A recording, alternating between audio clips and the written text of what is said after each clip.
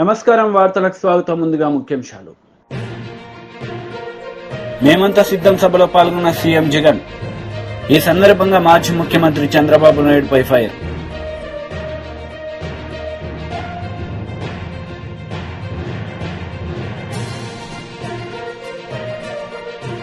Kadiyam Srihari press meet, పలు అంశాలపై వివరణ.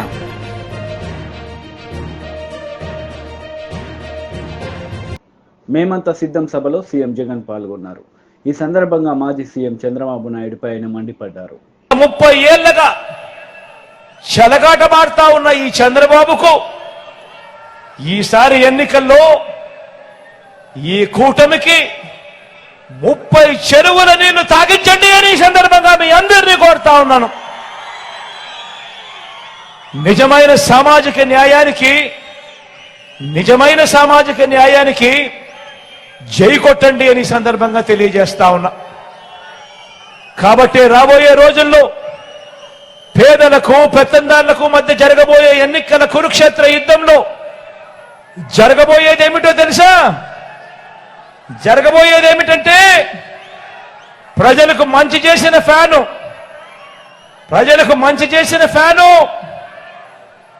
మీ ఇంట్లోనే ఉంటుంది, అధికారంలోనే ఉంటుంది. ప్రజలను పదే పదే మోసం చేసిన సైకిల్ ఇంటి బయటే ఉంటుంది. బాబు ప్యాకేజీను గటగట తాగేసి తన వారిని తాకట్టు పెట్టిన గ్లాసు సింక్లోనే ఉంటుంది. ఫ్యాన్ గటగట తాగేసి తన వారిని తాకట్టు పెట్టిన గ్లాసు సింక్లోనే ఉంటుంది. ఫ్యాన్ ఇంట్లోనే ఉంటుంది, సైకిల్ ఇంటి బయటే ఉంటుంది, తాగేసిన టీ గ్లాస్ సింక్లోనే ఉంటుంది. ఇది ప్రజల మాట. ఆ పొత్తులో, ఆ ఎత్తుల, ఆ జిత్తుల ముఠ ఎన్ని చేసినా, ఏమి చెప్పినా, ఎంత ప్రయత్నించినా మన ప్రజలకు మనం చెప్పాల్సింది ఒకటి. ఈ ఓటు, మనమేసే ఈ ఓటు కేవలం ఎమ్మెల్యేలను ఎంపీలను ఎన్నుకునే ఓటు మాత్రమే కాదు. ప్రజలకు మనం చెప్పాల్సింది ఒకటి. ప్రతి ఇంటికి వెళ్ళి చెప్పాల్సింది ఒకటి. మనమేసే ఈ ఓటు కేవలం ఎమ్మెల్యేలను ఎంపీలను ఎన్నుకునే ఒకే ఒక ఓటు, ఎమ్మెల్యేలను ఎంపీలను ఎన్నుకునే ఓటు మాత్రమే కాదు. ఈ ఓటు మన భవిష్యత్తును, మన తలరాతలను ఈ ఓటు మీద ఆధారపడి ఉన్నాయని ప్రతి ఇంటికి వెళ్ళి చెప్పండి. మళ్ళీ అన్నం తెచ్చుకుందాం, అన్నే రావాలి. ఈ 5 ఏళ్లుగా జరిగిన మంచిని కొనసాగించేందుకు, పేదవాడి భవిష్యత్ బాగుపడడానికి, మనందరి ప్రభుత్వానికి తోడుగా నిలబడడానికి మళ్ళీ అన్నే రావాలి అని ప్రతి ఒక్కరికి కూడా, ప్రతి గడపకు వెళ్ళి కూడా చెప్పండి. 3 రోజుల క్రితం ఏం జరిగిందో మీరందరూ కూడా చూశారు కదా. చివరికి చంద్రబాబు నాయుడు గారు ఎంత స్థాయికి దిగజారిపోయాడో మీ అందరూ చూస్తున్నారు కదా. లక్షల మందికి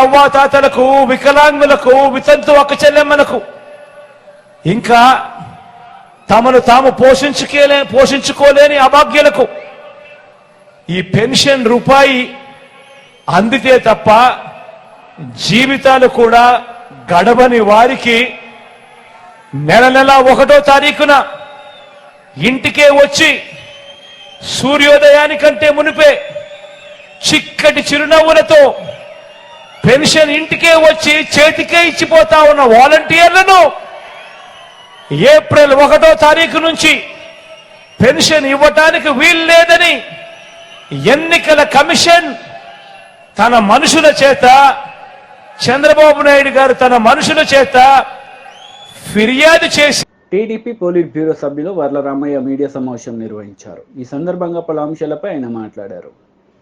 ఆర్థిక శాస్త్రవేత్తలు ఘోషిస్తూ ఉన్నారు, చట్టాలు చెబుతూ ఉన్నాయి. అటువంటి వ్యక్తి ఏమీ లేనట్టుగా తాను మామూలు మనిషి అన్నట్టుగా, మనం నిద్రలేసి బయటకు వచ్చినట్టుగా వచ్చేస్తున్నాడండి. ఆయన తాను బెయిల్ మీద ఉన్నట్లుగా ఎప్పుడైనా చెబుతాడండి. తాను ముఖ్యమంత్రిని అంటాడు. ముఖ్యమంత్రి అయితే ఏమంటామండి కోర్టుకు వెళ్ళటానికి? ఏదో 50 లక్షలు 23 లక్షలు ఖర్చు అవుతుందంట. ఖర్చు అయితే అదే మిగతా వాళ్ళకి చెబుతారా? మిగతా నేరస్తులకి ముద్దాయిలకి ఉందా వెసులుబాటు? మీకెందుకు వెసులుబాటు కల్పిస్తున్నారని నేను అడుగుతున్నా. చట్టంలో మీకు వెసులుబాటు కల్పించాలని లేదే? ముఖ్యమంత్రి చట్టానికి అతీతుడు కాదే? ఈ రోజున ఆ కేజ్రీవాల్ గారు ఎక్కడున్నారు? Where is he now? ముఖ్యమంత్రి కదా ఆయన. ఎక్కడున్నారు ఈయన? జ్యుడిషియల్ కస్టడీలో ఉన్నారు. ఆయన ముఖ్యమంత్రి, మీరు ముఖ్యమంత్రి కదా. ఎందుకు మీరు కోర్టుకు అటెండ్ అవ్వట్లేదు? నేను అడుగుతాను. ఈ రోజున ఈ రాష్ట్రంలో పౌరుడిగా మీరు కోర్టుకు వెళ్ళి మీ నిజాయితీని నిరూపించుకోవాలి కదా. 11 ఛార్జ్షీట్లు సిబిఐ వేస్తే అవన్నీ తప్పో రైటో తేలాలి కదా.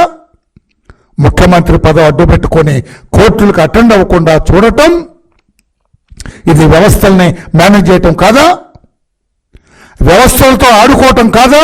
మీ ముఖ్యమంత్రితో అడ్డు పెట్టుకొని, మీకున్న అవినీతి సొమ్మును అడ్డు పెట్టుకొని వ్యవస్థలతో ఆడుతున్నది కాదా? వ్యవస్థలతో మీరు గేమ్స్ ఆడుతున్నది కాదా అని చెప్పి కూడా నేను తెలియజేస్తూ ఉన్నా. పవిత్రులాగా మాట్లాడతారు. నాకు ఆశ్చర్యం వేస్తుంటుంది ఒక్కోసారి ఆయన మాట్లాడుతుంటే. వాళ్ళందరూ దొంగలేని మాట. అసలు దొంగ ఈయనే. వాళ్ళందరూ అవినీతి పరులు అంటారు. అసలు అవినీతి పరుడు ఈయనే.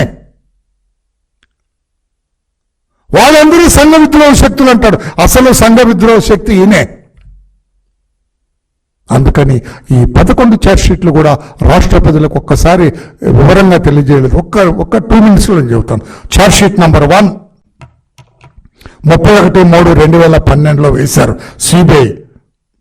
ఇది జడ్చర్లలో, మహబూబ్నగర్ జిల్లాలో వాళ్ళ నాన్నగారు ముఖ్యమంత్రిగా ఉన్నప్పుడు 250 ఎకరాలు హటిరో, అరబిందో కంపెనీలకి ఎకరం 7 లక్షల రూపాయలకి ఇచ్చారు.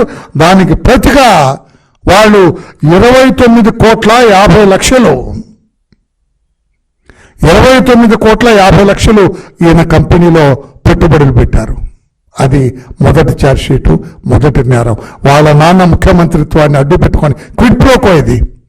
అక్కడ ఆ ఎకరం 56 లక్షలు చేసేది 7 లక్షలకు వచ్చింది. ఒక ఎకరం మామూలుగా అమ్మాలంటే ప్రభుత్వం మార్కెట్ రేట్ 56 లక్షలు ఉంది అక్కడ. దాన్ని 7 లక్షలకు ఇచ్చారు. అది మేలు చేసింది. ఎప్పుడైతే 250 ఎకరాల్లో ఒక్కొక్కటి 56 లక్షలు అయితే ఎంత డబ్బు వస్తుంది ప్రభుత్వానికి? 7 లక్షలు అయితే ఎంత ప్రభుత్వానికి వస్తుంది? 7 లక్షలకి అన్నారు. అందుకనే 29,50,00,000 వీళ్ళ కంపెనీలో వచ్చింది. రెండవ ఛార్జ్షీట్ ఎక్కువ టైం తీసుకొని నేను పోలేపల్లి సెజలో భూములను అరబిందో ఎటో సంస్థలకు కేటాయించారు. కేటాయించినందుకు వీళ్ళ కంపెనీలో మరలా పెట్టుబడులు పెట్టారు. That is quid pro quo. అది ఆయన చేసిన నేరం. మూడవ ఛార్జ్షీట్ విశాఖపట్నంలో అక్రమంగా రామ్కీకి భూములు కేటాయింపు. గ్రీన్ బెల్ట్ వ్యవహారంలో రామ్కీ ఫార్మాసిటీకి 133. BRS leader Dasoju Sravan Kumar media సమావేశం నిర్వహించారు. ఈ సందర్భంగా పలు అంశాలపై ఆయన మాట్లాడారు. అన్నం తింటున్నావా, గడ్డి తింటున్నావా, సోయి ఉందా లేదా, లెక్కలు తెలుసా, నీకు చదువుకుంటావా?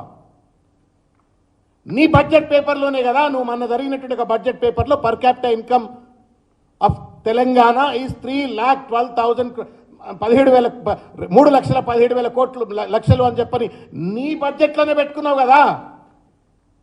ఎక్కడ పెట్టుకుంటావు నీ ముఖం మోకాళ్ళలా? ఎక్కడ 1,12,000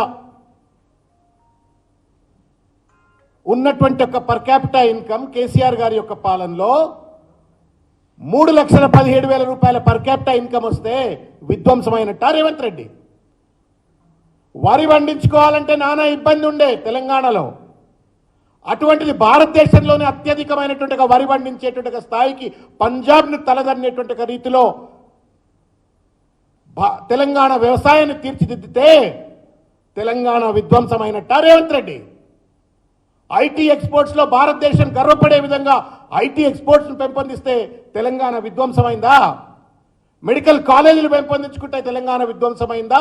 ఇట్లా చెప్పుకుంటూ పోతే 7,000 మెగావాట్ల ఇన్స్టాల్డ్ కెపాసిటీ ఉన్నటువంటి ఒక కరెంట్ను 24,000 మెగావాట్ల ఇన్స్టాల్డ్ కెపాసిటీ వరకు తీసుకుపోవడం విధ్వంసమా రేవంత్ రెడ్డి? సన్నాసి మాటలు మాట్లాడుతూ ఆ వెనకడ ఊళ్ళలోకి వచ్చి బిచ్చగాలు వేసుకుంటట్టు వచ్చి మాట్లాడుతూ ఇవాళ ప్రజలను మభ్య పెట్టేటట్టు ఒక చిల్లర ప్రయత్నం చేస్తా ఉన్నారు రేవంత్ రెడ్డి. లెక్కలు ఉన్నాయి కదా, తప్పులేమైనా జరిగి ఉంటే పరిపాలనలో వాటిని ఏమైనా ఎత్తి చూపెట్టు గత పరిపాలనలో. కానీ చేసిన దాన్ని చేయనట్టుగా, జరిగిన అభివృద్ధిని జరగనట్టుగా కేవలం కేసీఆర్ గారి పైన బీఆర్ఎస్ పార్టీ పైన ఉన్న అక్కస్తోటి ఇష్టం వచ్చినట్టు మాట్లాడుతా అంటే మాత్రం కర్రు కాల్చి వాతలు పెడతారు ప్రజలని. ఒక విషయాన్ని గుర్తుపెట్టుకో బిడ్డ, ఇవాళ కుర్చీలో నువ్వు కూర్చోవచ్చు, 6 నెలలు అయితే దేవుడు ఎక్కడ ఏం జరుగుతుందో ఎవరికి తెలీదు. నువ్వు ఇవాళ చెల్లని 1000 రూపాయల నోట్ అని మాట్లాడతాను, చెల్లని చిత్తు కాగితం నువ్వు 6 నెలలు దావచ్చు. ఏమవుతుంది? ఓడలు బండ్లు అయితే బండ్లు ఓడలు అవుతాయి, దేవుడు తలుసుకుంటే, ప్రకృతి తలుసుకుంటే. అప్పుడే అంత విర్రవీగిపోతున్నావు ఎందుకట్లా?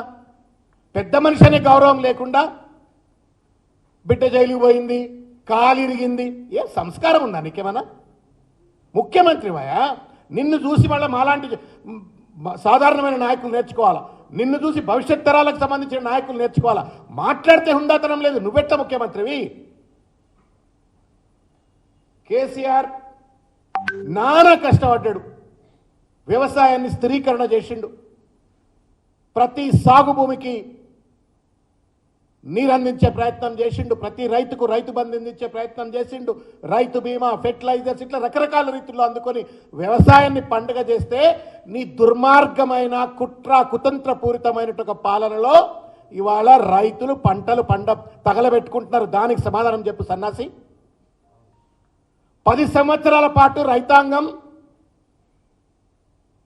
పంట పండిస్తూ పండుగలు చేసుకుంటే ఇవాళ ఆ పంటను ఇవాళ ఎందుకు తగలబెట్టుకుంటున్నారు? పొలాలను ఎందుకు తగలబెట్టుకుంటున్నారు? ట్యాంకర్లలో నీళ్లు ఎందుకు తెచ్చుకొని పోసుకుంటున్నారు? దానికి సమాధానం చెప్పమంటే అదేదో ఊళ్ళల్లో. ఎంఆర్పీఎస్ మందకృష్ణ మాదిగ మీడియా సమావేశం నిర్వహించారు. ఈ సందర్భంగా కడియం శ్రీహరిపై మందకృష్ణ సంచలన వ్యాఖ్యలు చేశారు. చెప్పి మాట్లాడింది అక్కడ. ఎంఆర్పీఎస్ ఉద్యమాన్ని ఎంతమంది చీల్చే ప్రయత్నం చేసిండ్రు? దాదాపు 25 ఏళ్లుగా 30 ఏళ్లుగా ఎన్నో పార్టీలు, ఎన్నో ప్రభుత్వాలు మాదిగ ఉద్యమాన్ని దెబ్బతీసే కుట్రలు చేసినాయి, చీల్చే ప్రయత్నం చేసినాయి. ఎంతమందిని చీల్చే ప్రయత్నం చేసినా, ఎంతమంది స్వార్థ పనులను అడ్డం పెట్టుకొని ఉద్యమాన్ని దెబ్బతీసే ప్రయత్నం చేసినా ఎంఆర్పీఎస్ చెక్కు చెదరని ఆత్మవిశ్వాసంతో ఎంఆర్పీఎస్ ఉద్యమం నడుపుతుంది కాబట్టినే ఈ స్థాయిలో ఎంఆర్పీఎస్ నిలబడ్డది. కానీ ఎంఆర్పీఎస్ ఉద్యమాన్ని దెబ్బతీసే కాడ, ఎంఆర్పీఎస్ ఉద్యమాన్ని చీల్చే ప్రయత్నం చేసే కాడ, అదే సమయంలో స్వార్థ పనులను ప్రోత్సహించే కాడ కడియం శ్రీహరి కాడే ఉన్నాడనేసి మీరు తీసుకొస్తున్నాం. ఇకపోతే ఆయన ఉద్యమానికి ఎప్పుడో ఒకసారి చేసిన సాయం గుర్తుపెట్టుకుంటే, ఆయన ఉద్యమానికి ఎప్పుడో చేసిన సాయం గుర్తుపెట్టుకుంటే అది ఘోరంతా. కానీ ఉద్యమానికి ద్రోహం చేసింది కొండంత. ఉద్యమం ద్రోహం చేసింది కొండంత. ఇది చరిత్ర సాక్ష్యంగా నిలబడ్డది. ఇంకొక విషయం, రేవంత్ రెడ్డి గారి నీతులు ఎట్లుంటాయో, ఆయన ఆచరణలో ఎట్లాంటి వాడో ఇంకొక మాట మీరు ఇంటర్ని ఆశిస్తున్నా.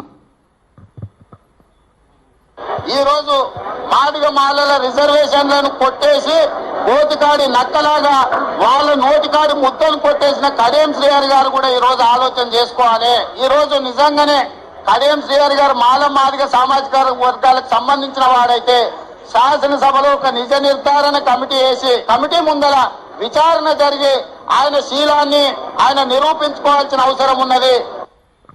నిన్న 2 ఉన్నాయి. కడియం శ్రీహరి ఎవరి నోటికాడు కూడు తింటుండో ఇంతకాలం అని చెప్పిండు ఆయనే.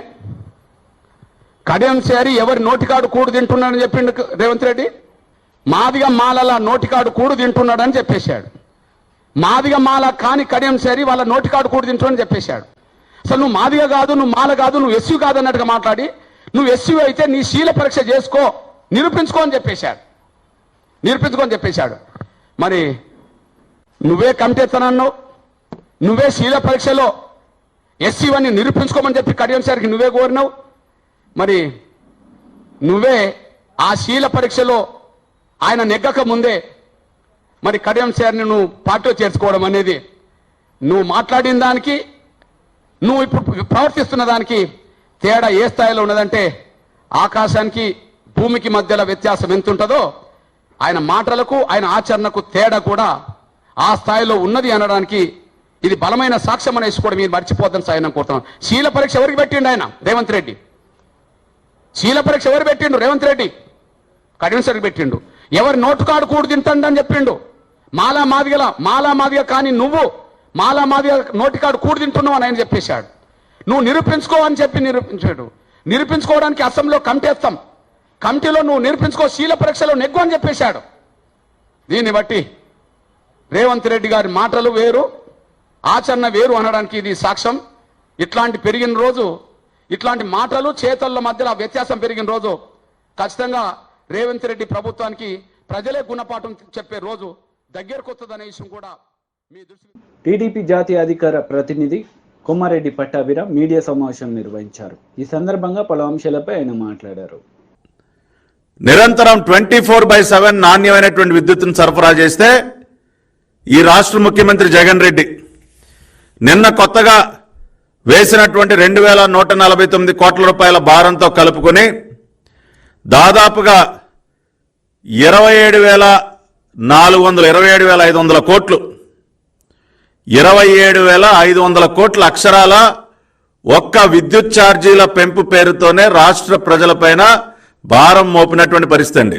ఒకటి కాదు, రెండు కాదు, దాదాపు 10 సార్లు విద్యుత్ ఛార్జీలు రకరకాల పేర్లతో పెంచి 27,500 కోట్ల రూపాయల భారాన్ని రాష్ట్ర ప్రజలపైన మోపడం జరిగింది. 2020 ఫిబ్రవరిలో ఒక 1,300 కోట్లు, 2020 మే నెలలో స్లాబుల మార్పు పేరుతో ఇంకో 1,100 కోట్లు, 2021 ఏప్రిల్ ఇంకొక 3,542 కోట్లు, ఆ తర్వాత ట్రూ అప్ ఛార్జీల పేరుతో ఇంకొక 3,669 కోట్లు, మళ్ళీ ఏప్రిల్ 2022లో స్లాబుల్ని రకరకాలుగా మార్చేసి ఇంకొక 3,900 కోట్లు, ఆ తర్వాత ఇంకొక 700 కోట్లు fuel and power purchase cost పేరుతో ఇంకో 700 కోట్లు, మళ్ళీ 2,000 విద్యుత్ కొనుగోలు సర్దుబాటు పేరుతో ఇంకొక 3,082 కోట్లు, ఆ తర్వాత ఇంకొక 400 కోట్లు, మళ్ళీ ట్రూ అప్ ఛార్జీల పేరుతో ఇంకొక 7,200 కోట్లు, మళ్ళీ నిన్న కొత్తగా 2,149 కోట్లు. అంటే దాదాపుగా 10 సార్లు విద్యుత్ ఛార్జీలు రకరకాల పేర్లతో స్లాబులు మార్చి కానివ్వండి, ట్రూ అప్ ఛార్జీల పేరుతో కానివ్వండి, రకరకాల పేర్లతో 27,500 కోట్ల రూపాయల భారాన్ని రాష్ట్ర ప్రజలపైన మోపటం జరిగింది. 27,500 కోట్లు ఎంత దుర్మార్గం అండి. 2014-19 మధ్య రాష్ట్రానికి ఆర్థిక ఇబ్బందులు లేవా, ఆర్థిక కష్టాలు లేవా? అయినా చంద్రబాబు నాయుడు గారు ఏ రకంగా పరిపాలించగలిగారు? మరీ ముఖ్యంగా ఎలక్ట్రిసిటీ ఛార్జెస్ ఒక్క పైసా పెంచకుండా ఏ రకంగా పరిపాలించారు? వాళ్ళ ప్రజలు గుర్తు చేసుకుని బాధపడతా ఉన్నారు. 2019కు ముందు ఉన్నటువంటి వారికి వచ్చినటువంటి విద్యుత్ బిల్లు, ఈ రోజు వస్తున్నటువంటి విద్యుత్ బిల్లు పక్కన పెట్టుకుని చూసి కళ్ళంట నీళ్లు గారుస్తూ ఉన్నారు. కంట నీరే. ఎవరింట్లో అయినా పాత విద్యుత్ బిల్లులు 2019కు ముందు ఉన్నటువంటి పాత విద్యుత్ బిల్లు ఏదైనా ఉంటే ఒక్కసారి చూసుకోండి. అప్పుడు మీరు కాల్చేటటువంటి యూనిట్లకి ఎంత బిల్లు వచ్చేది, ఇవాళ వస్తున్నటువంటి బిల్లు ఎంత చూస్తే 2 రెట్లు 3 రెట్లు పెరిగిపోయింది. గతంలో 100ల్లో కట్టేటటువంటి కరెంటు బిల్లు వాళ్ళ వేలల్లో కట్టాల్సి వస్తుంది. ఆ రకంగా 27,500 కోట్ల రూపాయలు రాష్ట్ర ప్రజల జేబుల నుంచి కొట్టేసినటువంటి ఒక దుర్మార్గుడు, ఒక 420 రాష్ట్ర ముఖ్యమంత్రి. ఏ చంద్రబాబు నాయుడు గారికి చేతైంది, నీకు ఎందుకు చేత కావట్లేదు జగన్ రెడ్డి? ఎందుకు అంటే మింగటానికి. కడియం శ్రీహరి మీడియా సమావేశం నిర్వహించారు. ఈ సందర్భంగా పలు అంశాలపై ఆయన వివరణ ఇచ్చారు. ఒక వ్యక్తి 2 నెలల నుంచి తిరుగుతున్నాడు నన్ను చేర్చుకోమని, దగ్గరికి రాణిస్తలేదు. కానీ నా ఇంటికి వచ్చి నన్ను ఆహ్వానించాడు. అది తేడా. ఇది అర్థం చేసుకోకుండా అనవసరమైన విమర్శలు చేస్తున్నారు. నాకు కేసీఆర్ అంటే గౌరవం ఉన్నది, హరీష్ రావు గారు అంటే గౌరవం ఉన్నది, కేటీఆర్ అంటే కూడా గౌరవం ఉన్నది.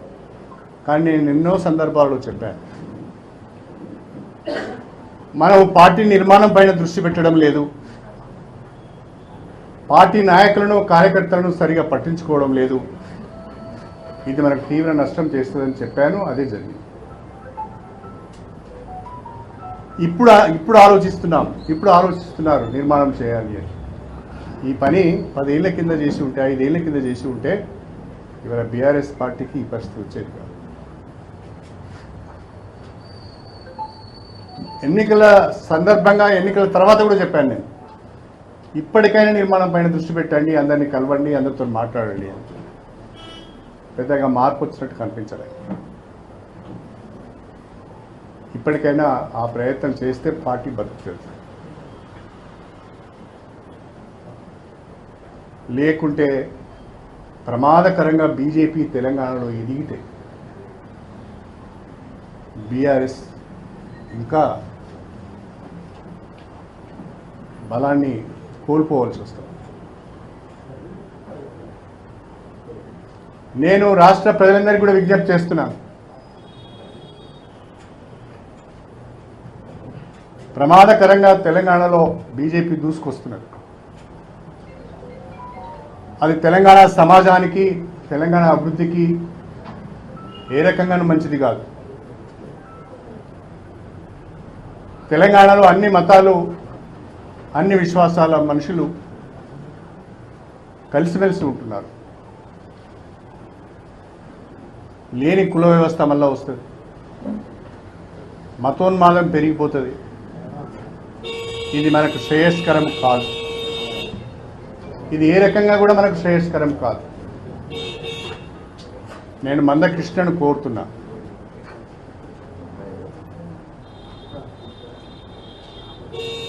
దళితులపైన దాడులు చేస్తూ, హత్యలు చేస్తూ, మానభంగాలు చేస్తూ, చర్చిలపైన దాడులు చేసి తగులబెడుతూ, ముస్లిం మైనారిటీస్ను టెర్రరిస్టులుగా చిత్రీకరిస్తూ, సమాజంలో అశాంతిని సృష్టిస్తున్న, రాజ్యాంగ వ్యవస్థను భ్రష్టుపట్టిస్తున్న బీజేపీ పార్టీకి ఓటేయమని ఎట్లా అడుగుతావు కృష్ణను? నా మీద వ్యతిరేకత ఉంటే ఉండొచ్చు, నా మీద కోపం ఉంటే ఉండొచ్చు, కానీ నువ్వు అంబేద్కర్ వాదాన్నే వదిలిపెట్టావు కదా. ఇవాళ బీజేపీ మనువాదాన్ని ప్రోత్సహిస్తూ, అంబేద్కర్ వాదాన్ని తొక్కిపెట్టి, దళితవాదాన్ని అణిచివేసి, మాజీ మంత్రి ఎమ్మెల్యే హరీష్ రావు మీడియా సమావేశం నిర్వహించారు. ఈ సందర్భంగా రైతుల ఆత్మహత్యలను సీఎం ఆపాలని, వారిని ఆదుకోవాలని సూచించారు. బాధపడాల్సింది పోయి, రైతుల్ని ఆదుకోవాల్సింది పోయి, 200 మంది బీఆర్ఎస్ నాయకులు మా పార్టీలో చేరిండ్రు అని మాట్లాడుతుంది. అంటే ఇలా కాంగ్రెస్ పార్టీకి రైతులంటే పట్టదు, రైతుల కష్టాలంటే ఒక జోక్ లాగా వ్యవహరిస్తా ఉన్నారు కాంగ్రెస్ పార్టీ నాయకులు. ఇలా రాజకీయాల్లో లాభ నష్టాలను బేరీజు వేసుకుంటున్నారు. విపక్ష నాయకుల ఇళ్లలోకి వెళ్లి పార్టీలో చేర్చుకోవడం మీద ఉన్న శ్రద్ధ రైతుల్ని ఆదుకునే విషయంలో కాంగ్రెస్ ప్రభుత్వానికి లేకపోయింది. ఇలా పంటలు ఎండిపోతుంటే ముఖ్యమంత్రో మంత్రో ఎక్కడన్నా ఎండిపోయిన పంటలు చూడడానికి కనీసం బయటకు వచ్చి రైతు కుటుంబాలను పరామర్శించడానికి ఈ ముఖ్యమంత్రికి, ఈ మంత్రులకు టైం దొరకలేదా? ఎంతసేపు మమ్మల్ని తిట్టుడు, మా పార్టీ నాయకులను ఇళ్లలోకి పోయి కండువాలు కప్పుడు, మా మీద అక్రమంగా కేసులు పెట్టుడు, దీంట్లో బిజీ ఉన్నారు మీరు. కానీ రైతుల్ని ఆదుకునే విషయంలో గాని, చనిపోయిన రైతు కుటుంబాలను పరామర్శించే విషయంలో గాని, ఎండిపోయిన పంటలను చూసి రైతులకు ధైర్యం చెప్పడానికి మీకు టైం దొరకలేదు. ఎంతసేపు మా మీద బురద చల్లాలి, మమ్మల్ని అక్రమంగా కేసులు పెట్టి ఇరికిచ్చాలి, దీంట్లో బిజీ ఉన్నది ఇవాళ ఈ కాంగ్రెస్ ప్రభుత్వం. ఇలా రైతులు అన్ని విషయాలు గమనిస్తున్నారు. ఆనాడు కేసీఆర్ ఉండగా ఇవాళ రైతులను కంటికి రెప్పలాగా మేము కాపాడుకున్నాం. అరే మిషన్ కాకతీయ పెట్టి చెరువులు బాగా చేసుకున్నాం, పెండింగ్ ప్రాజెక్టులు పూర్తి చేసినాం, కాళేశ్వరం లాంటి మెగా ప్రాజెక్టు కట్టినాం. ఎక్కడ రైతులకు ఎప్పుడు నీళ్లు కావాలంటే చిటికేస్తే రైతులకు నీళ్లు అందించినాం. కేసీఆర్ ఉండగా ఎక్కడ ఊర్లలో బోరు బండ్లు కనవల్లే, క్రెయిన్లు కనవల్లే, బాయిల పూడికెత్తీత లేదు. ఇలా కాంగ్రెస్ వాళ్ళు రాగానే ఊరికి బోరు బండ్లు బోర్లు వేసి రైతుల చెమట చుక్కలు, రైతుల కష్టం, రక్తం అంతా కూడా బోరు పొక్కలలో పోయే పరిస్థితి వచ్చింది. ఇలా మళ్ళా ఇది ఇలా కాంగ్రెస్ పార్టీ చేస్తున్నది. ఇప్పటికైనా కాంగ్రెస్ ప్రభుత్వం రాజకీయాలు మానండి, రైతులను కాపాడండి. కేసీఆర్ ను విమర్శించడం కాదు, ఇలా తక్షణమే క్షేత్రస్థాయిలోకి రైతులను ఆదుకోవడానికి ప్రభుత్వం కదలాలని చెప్పి మేము డిమాండ్ చేస్తా ఉన్నాం. మీలాగా మేము ఎలక్షన్ కమిషన్ కు కంప్లైంట్ చేయం. మేము ఆనాడు రైతులకు రైతు బంధు వేస్తామంటే ఎన్నికల కమిషన్ కు ఫిర్యాదు చేసి పడే రైతు బంధుని ఆపిండ్రు. మీలాగా మేము రైతులకు మేలు జరిగితే మేము అడ్డుకునే వ్యక్తులం కాదు. దీనికేం ఎన్నికల కోడ్ అడ్డం రాదు. తక్షణమే క్షేత్రంలోకి ముఖ్యమంత్రి, మంత్రులు, అధికారులు కదలండి. ఉన్న నీళ్లను కరీంనగర్లో ఎంపీ బండి సంజయ్ మీడియా సమావేశం నిర్వహించారు. ఈ సందర్భంగా ఆయన మాట్లాడుతూ బీజేపీ రైతు దీక్ష చేపట్టినట్లు ఆయన తెలిపారు. రైతులను ఆదుకోవాలని డిమాండ్ చేశారు. మద్దతు ధర 2200, దానికి 500 జోడించి 2700 రూపాయలు వడ్లకి ఇస్తామని చెప్పి, ఉదాహరణ చెప్తారు, వడ్లకి ఇస్తామని చెప్పి ఈ రోజు ప్రకటించిన రోజు. మరి ఈ రోజు కొనుగోలు ప్రారంభిస్తామని కొబ్బరికాయలు కొట్టిన కొన్ని ప్రాంతాల్లో మరి 2200కు 500 జోడించి 2700 ఇస్తామని చెప్పి ఇప్పుడు కూడా రాష్ట్ర ప్రభుత్వం నుంచి ఒక్క ఉత్తర్వు రాలే, ఒక్క ప్రకటన రాలే. మీరు బోనస్ ఇస్తానని మీరే, వాళ్ళ చేతులు ఎలా దురుపుకునేది మీరే, మళ్ళీ పట్టించుకోకుండా ఉండడం మీరే. ఎందుకు ఇవ్వలేకపోతున్నారు? ఇస్తారా ఇయ్యరా? స్పష్టం చేయాలి, తప్పకుండా ఇవ్వాల్సిందే. మీరు ఇచ్చిన మాట ప్రకారము 2200కు అదనంగా 500 రూపాయలు బోనస్ ఇచ్చి మీరు రైతులను ఆదుకోవాల్సిందే. ఇది భారతీయ జనతా పార్టీ డిమాండ్ చేస్తున్నది. గత ప్రభుత్వం ఇంతకుముందే మా పెద్దన అయిపోయిండు, రైతు తరుగు పేరుతోని, తాలు పేరుతోని 5 కిలో లోకాడ, 8 కిలో లోకాడ, 4 కిలో లోకాడ, ఒక ప్రాంతంలో 10 కిలో కూడా తరుగు కటింగ్ పెట్టిరు. రైతులు ఇబ్బంది పడుతున్నారు. రైతులు రోడ్డుకి ఆందోళన చేశారు. అప్పుడు భారతీయ జనతా పార్టీ కూడా రైతులకు మద్దతు తెలిపింది. అనేక కొనుగోలు కేంద్రాలు పోయి మద్దతు తెలిపినాం. కాంగ్రెస్ పార్టీ ప్రభుత్వం ఏర్పడడానికి ఏం హామీ ఇచ్చింది? మేనిఫెస్టోలో మేము తరుగు పేరుతోని, తాళ్ళు పేరుతోని కటింగ్స్ ఎక్కడ పెట్టాం, పూర్తి పండించిన ప్రతి గింజ కొంటామని చెప్పి, దానికి ఏ నష్టం వచ్చినా రాష్ట్ర ప్రభుత్వం భరిస్తామని చెప్పి ఇదే కాంగ్రెస్ పార్టీ స్పష్టం చేసింది. ఇప్పటి వరకు దాని మీద స్పష్టమైన ప్రకటన లేదు. కాంగ్రెస్ పార్టీ విధి విధానం కనీసం చెప్పే ప్రయత్నం కాంగ్రెస్ పార్టీ చేస్తలేదు. ఇంత కరుణాకర్ రెడ్డి గారు అయిపోయారు, చాలా ప్రమాణంగా అయిపోయారు. 2 లక్షలు రుణమాఫీ చేస్తున్నారు. ఇవాళ రైతులను డిఫాల్టర్ గా చూసే పరిస్థితి వచ్చింది బ్యాంక్ అధికారులందరూ కూడా. వాళ్ళ పిల్లలకు లోన్ల కోసము, ఇంటి లోన్ల కోసము, పిల్లల పెళ్లిళ్ల కోసము, వాళ్ళ కుటుంబ పోషణ కోసము, దేనికో అవసరాల కోసం బ్యాంకుకు పోతే మీరు డిఫాల్టర్లు మీకు లోన్ ఇవ్వమని చెప్పి రైతులను అవమానపరిచేటువంటి పరిస్థితి వాళ్ళ తెలంగాణ రాష్ట్రంలో వచ్చింది. దాన్ని ఏమన్నారు ఎన్నికల ముందు? రైతులు డిఫాల్టర్ కాదు, రైతులను డిఫాల్టర్ గా చూడం, రైతులను ఆదుకుంటాం మేము. కాబట్టి 2 లక్షల రుణమాఫీ పక్కా చేస్తాం. గత ప్రభుత్వం మోసం చేసింది, మేము మోసం చేయమని చెప్పి 2 లక్షల రుణమాఫీ చేస్తామని చెప్పి స్పష్టమైన ప్రకటన ఇచ్చింది కాంగ్రెస్ పార్టీ ప్రభుత్వం. వచ్చి 100 రోజులు దాటే వాళ్ళ రైతుల రుణమాఫీ విషయంలో ఎందుకు స్పష్టమైన ప్రకటన చేయలేకపోతున్నారు కాంగ్రెస్ పార్టీ ప్రభుత్వం? ఇంకా ఎన్ని రోజులు రైతులు డిఫాల్టర్ గా ఈ తెలంగాణ రాష్ట్రం తిరగాలి, అవమానాలకు గురై? వాళ్ళ 15,000 రూపాయలు రైతు భరోసా పేరు మీద రైతులకు ఇస్తాం, కౌలు రైతులకు ఇస్తామని చెప్పింది కాంగ్రెస్ పార్టీ ప్రభుత్వం. కౌలు రైతులు ఓట్లేరని చెప్పి కౌలు రైతుల ఓట్లు పొందడానికి వాళ్ళను కూడా మోసం చేసింది. రైతులకు, కౌలు రైతులకు కూడా 15,000 రూపాయలు రైతు భరోసా కింద. వార్తలు ముగించే ముందు ముఖ్యాంశాలు మరోసారి. మేమంతా సిద్ధం సభలో పాల్గొన్న సీఎం జగన్. ఈ సందర్భంగా మాజీ ముఖ్యమంత్రి చంద్రబాబు నాయుడుపై ఫైర్.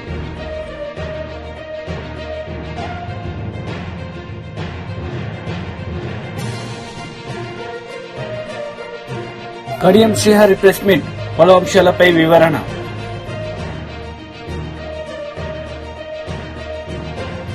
ఈ వార్తలు ఇంతటితో సమాప్తం. తిరిగి ప్రసారమయ్యే వార్తలు మళ్ళీ కలుద్దాం. అంతవరకు సెలవు. నమస్తే.